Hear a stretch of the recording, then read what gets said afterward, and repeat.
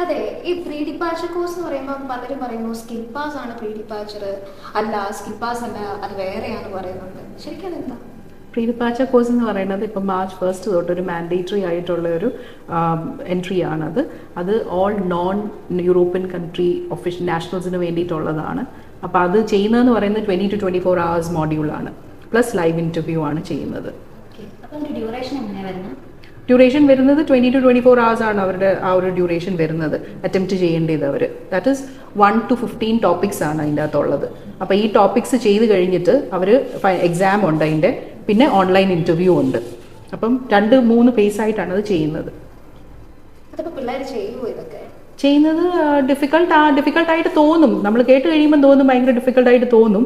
പക്ഷേ അത് സിമ്പിളാണ്.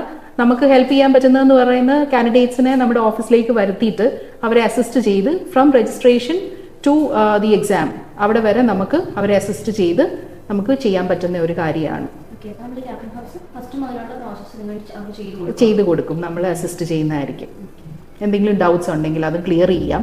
അല്ലെങ്കിൽ പിന്നെ അവർക്ക് തന്നെ തോന്നും അതൊരു ഡിഫിക്കൽട്ടായിട്ടുള്ള ഒരു ഇതായിട്ട് തോന്നും. പക്ഷേ മാൻഡേറ്ററി ആയതുകൊണ്ട് എല്ലാവരും സിംഗിൾ പെർമിറ്റ് വിസയ്ക്ക് അപ്ലൈ ചെയ്യുന്ന എല്ലാവർക്കും അത് ചെയ്യേണ്ടതാണ്. അപ്പം നമ്മളൊരു ഹെൽപ്പ് ചെയ്യുന്നത് നല്ലതാണ് അതിൻ്റെ അകത്ത്. നമുക്കിനി വെൽക്കം.